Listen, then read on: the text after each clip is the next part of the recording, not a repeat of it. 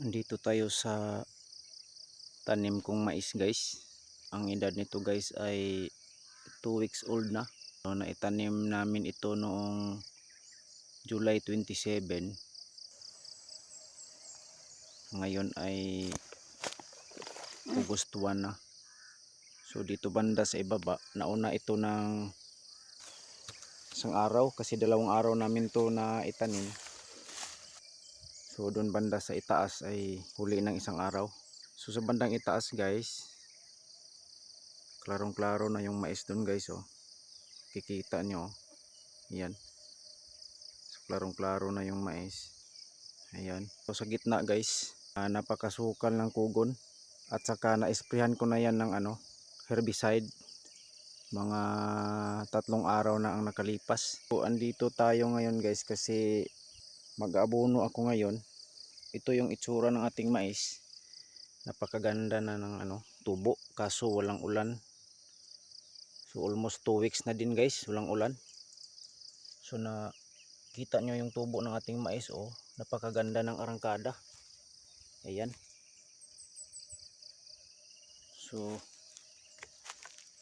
kaso walang ulan. Ayan, maganda na yung tubo niya guys. Lalo na pag maulanan ito, mas lalo itong tataba. So makikita nyo, napakasukal na. So masukal pa siya pero nagilo na yung dahon guys. Yung kugon, oh, nagilo na, na-sprayan na natin ng herbicide. Ayan, yilong-yilo na yung kugon. So yung iba na nandito sa masukal ay kita nyo. Ayan.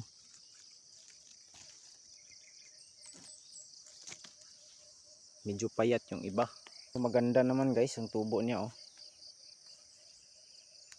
So ang ginagawa ko ngayon guys, mag-aabono ako. Tapos yung pag-aabono ko ay drenching guys. Ginamitan ko po siya ng sprayer guys. Ayan yung ating mais. Hanggang dito.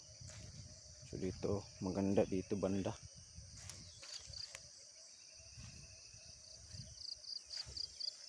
Ayan.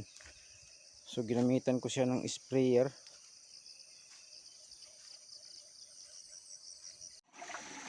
So ito po yung gamit nating guys. Ini-spray natin yung abono direkta sa puno. Ang abono na ginamit natin guys ay complete 14-14. So binabad ko siya kagabi para matunaw kasi matagal matunaw yung complete guys, matigas. So ang ginawa ko, binabad ko siya kagabi, saka ngayong umaga ako mag-abono. So ayan, natunaw na yung may pang kunti pero na siya, madali na siyang kasi nababad na sa tubig, madali na siyang malusaw. So ito yung ang nito guys, siguro nasa 3 kilos. So yung pag-spray guys, hindi siya pulyar. Sa lupa po natin ini-spray yung itong abono. So ginamitan po natin ito guys, yung humus. Ayan. So isang kutsara lang sa isang knapsack. Ito sa isang 16 liters.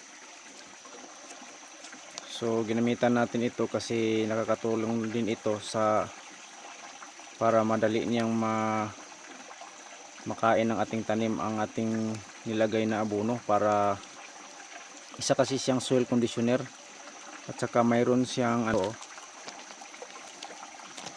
mataas yung humic acid niya. Yan, kita nyo ba?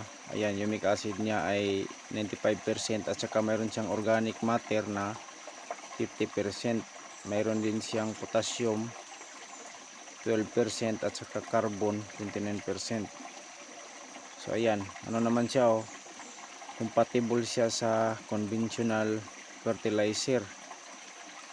So ang rate niya is mix at the rate of 1 sachet in 100 or 100 grams per sack or per 50 kilograms na abono.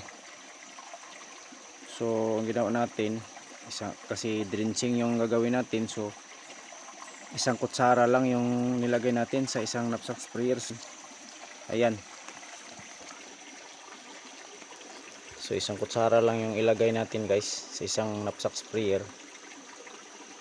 Ayan, so yan po yung kulay niya, oh, itim. So parang uling, o parang uling na dinurog.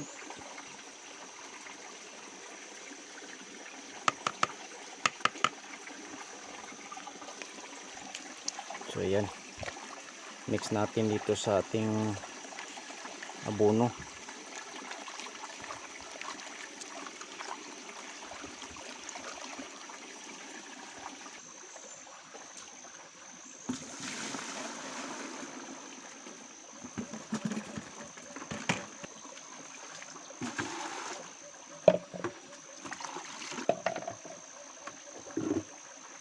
Haluin natin ng maayos guys para ma-mix yung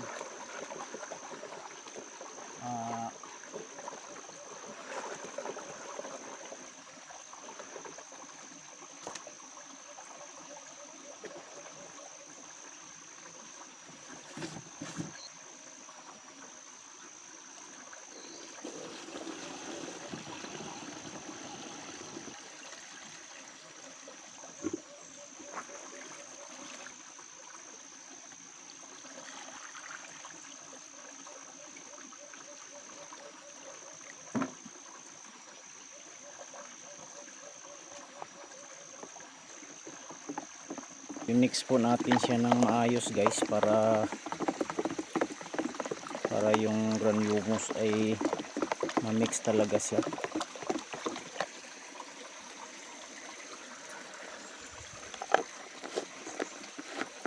So andito tayo guys sa yung maisa natin andyan lang taas. So dito sa bandang ibaba may tubig kasi malakas yung tubig dito banda, oh. Kita nyo, yan, may tubig, malakas yung tubig. Dito tayo kumukuha ng at saka pangdilig siguro dyan guys pag hindi talaga to umuulan kasi napakainit na, at saka ilinyo na talaga siguro. So ganito yung pag-spray ko guys, pamaraan ng pag-aabono kasi wala kasing ulan guys. Kung direkta mong ilagay yung abono dito o kung baga side dressing, sayang yung abono natin guys, hindi makain ng ating tanim na mais. So kumbaga drenching tong ginawa natin, tinunaw natin at saka dito sa sprayer natin nilagay. So ganito lang guys, ingatan lang na hindi hindi matamaan yung dahon. So sa puno mo lang i-spray yung abono. So ganyan, yan. So sigurado na hindi masayang yung natin kasi direkta siya sa lupa. So para mas lalong makain niya guys ng ating tanim, maganda nito diligan pagkatapos mag-abono. So diligan natin. So ganyan lang yung pag-abono na ginawa ko guys kasi napakainit at saka wala na talagang ulan. So hindi talaga natin pigilan yung panahon kasi umaasa lang tayo sa ulan. So gawa tayo ng ibang paraan kung saan makatulong sa ating tanim. So ganyan lang ginawa ko guys. So ingatan nyo lang na hindi matamaan yung dahon or yung talbos kasi mamamatay yung ating tanim kung matamaan yung talbos.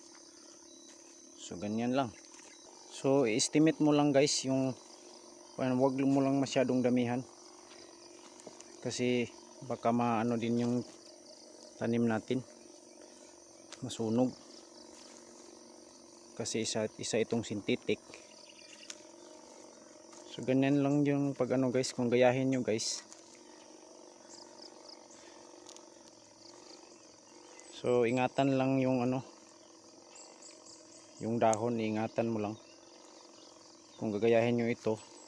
Tsaka nagawa ko na ito guys nung nakaraan kong ano dito, mais.